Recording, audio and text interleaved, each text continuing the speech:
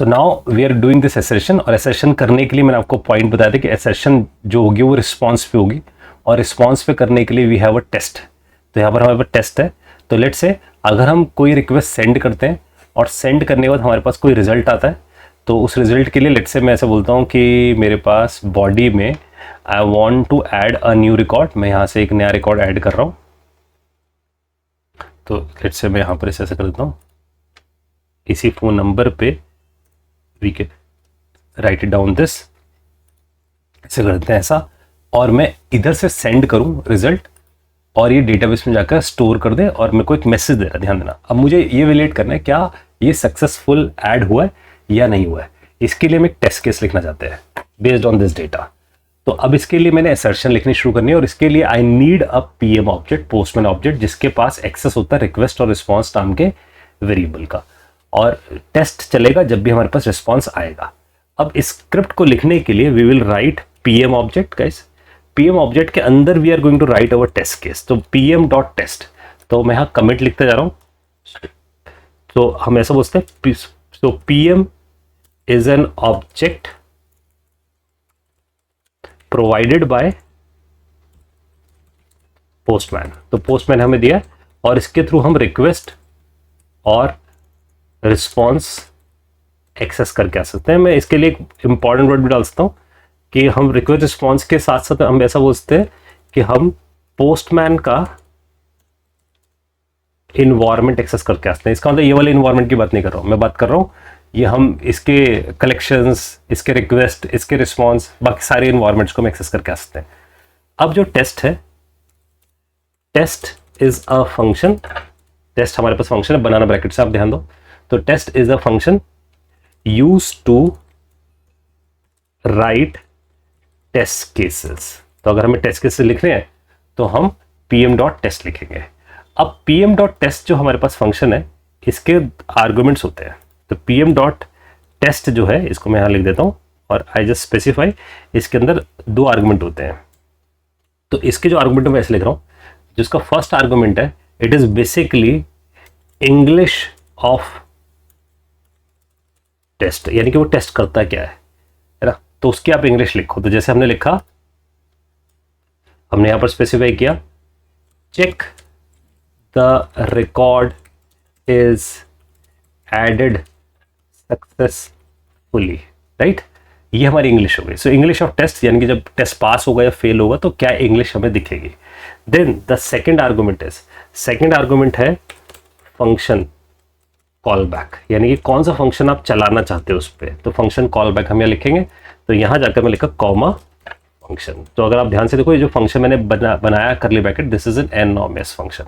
तो जब भी फंक्शन कॉल बैक हम यहाँ स्पेसिफाई करेंगे, तो ऐसा बोलते हैं function callback is an anonymous function, है ना। हम अलग से फंक्शन बनाकर भी उसको अटैच कर सकते हैं। हमने इस शॉर्टकट में एनानॉमस फंक्शन यहाँ पर स्पेसिफाई कर दिया। अब इसके बेसिस पे हम क्या कर सकते हैं, हम ये चेक करके आ सकते हैं कि जो हमारे पास रिस्पॉन्स आने वाला है, वो रिस्पॉन्स हमारे पास कैसा है, right.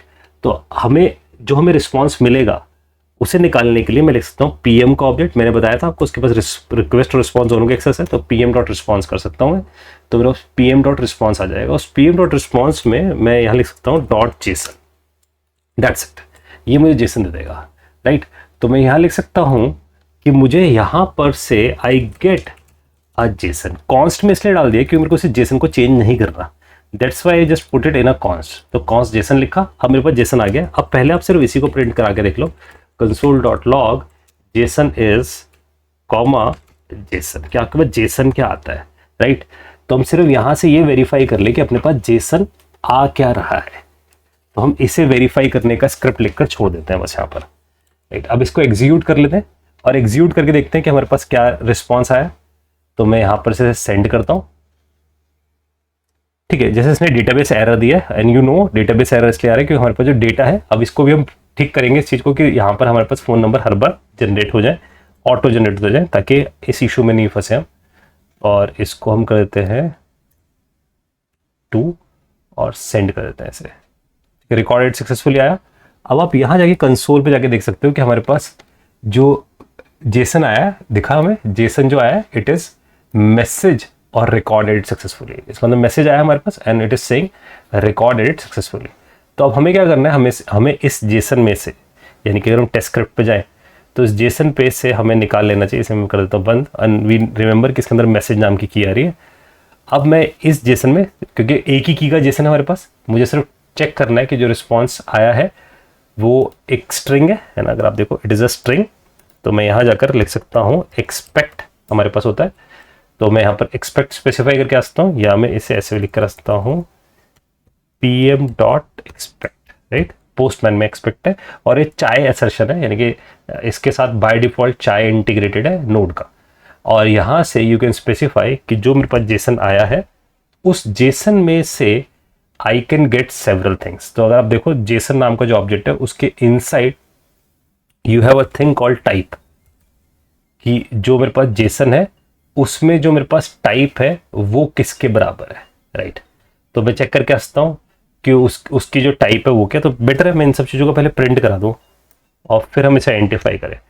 So I will specify console.log JSON में type comma JSON dot type specify कर देते हैं। एंड सपोज यहाँ से हम उसकी टाइप बदल जाएगी। अगर मैं यहाँ जाके लिख देता हूँ console.log and here I specify type, sorry type नहीं हो रहा, मैसेज की है, मैसेज लिखना चाहिए मुझे। टाइप तो मैं मैसेज की लिखूंगा, तो जेसन टाइप नहीं, मैसेज टाइप इट इज। तो आई will specify Jason dot message और यहाँ जाकर भी स्पेसिफाई टाइप ऑफ।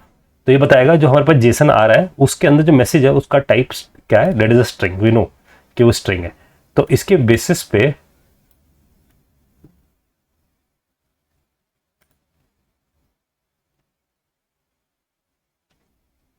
तो जो जेसन डॉट पार्स है उसने बेसिकली हमें ऑब्जेक्ट दे दिया पार्स करके। इसका मतलब उसने पार्सिंग भी करी है behind the scene PM dot response dot JSON ने, और हमारे पास पार्स होकर जेसन आ गया, यानी कि ऑब्जेक्ट आ गया बेसिकली। तो this is a Jason object and Jason object के अंदर से मैंने मैसेज की को एक्सेस कर लिया है, उसका टाइप निकलवा लिया है।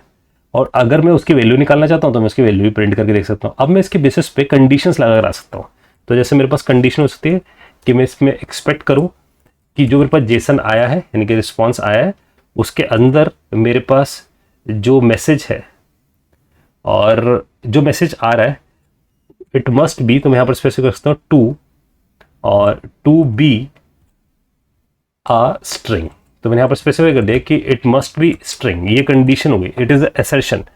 तो जो मेरा मैसेज आ रहा है it's to be a string, तो वो स्ट्रिंग के बराबर होना चाहिए, दैट्स द फर्स्ट थिंग। इसके साथ साथ मैं स्पेसिफाई करता हूँ PM dot expect JSON dot और message and I will say कि मेरे पास जो मैसेज आ रहा है उस पर मैंने सपोज एक और कंडीशन लगा दी टू, तो मैं ऐसे कर देता हूँ टू हैव और यहां मैं लिख दिया लेंथ। तो यहां पर हम स्पेसिफाई करते हैं लेंथ ऑफ, और सपोज हमारे पास जो ये करेक्टर्स आ रहे हैं है ना, जितने करेक्टर्स आ रहे हैं मैं उसकी लेंथ स्पेसिफाई करके आता हूँ कि क्या वो इक्विवेलेंट है इतनी लेंथ के, राइट। तो अब बात ये भी आती है कि जैसे मैं यहाँ पर टू हैव लेंथ लगा रहा हूँ या मैं टू हैव स्पेसिफाई करके आ सकता हूँ। तो जैसे अगर हम यहाँ देखें ना तो हमें बहुत सारी प्रॉपर्टी दिख रही है, ऐसी लेस देन है, ऐसी लेस देन इक्वल टू भी है, तो ऐसी जी प्रेस करते हैं तो ग्रेटर देन भी है, तो या जी टी भी है, आप लिख सकते हैं ग्रेटर देन इक्वल टू भी है। तो लेट्स से हमने ग्रेटर देन चूज कर लिया और इस ग्रेटर देन पे वी स्पेसिफाई कि the length must be greater than 4 characters, ठीक है। तो ये हम लोगों ने यहाँ पर स्पेसिफाई कर दिया। तो ये मेरे पास क्या हो गई, these all are my assertions, ये मैंने एसर्शंस स्पेसिफाई कर दी यहाँ पर। इसे अब सेंड कर लेते हैं, सेव कर देते हैं इन सब चीज़ों को और सेंड कर देते हैं। तो हमारे पास एक मैसेज आया, रिजल्ट में देखें तो it is saying the check the record is successful assertion expected, ये बोल रहे कि हमारे पास आना ये था लेकिन हमारे पास ये रहा है मैसेज, राइट। तो अब हम क्या करें, यहाँ से इसको ठीक करने के लिए, क्योंकि हमने यहाँ पर से डेटा जो था उसको चेंज कर दिया जाए और यहाँ वी स्पेसिफाई दिस और सेंड कर देते हैं। और यहाँ पर हम चेक कर लेते हैं, तो यहाँ पर इसने बताया था चेक द, ये हमारी कंडीशन फेल हुई है, check the record is successfully assertion error expect record add successfully to be a number or a date. इसी पे चेक कर लेते हैं ये क्यों बोल रहा है हमें ऐसा, क्योंकि हमने यहां लगाया है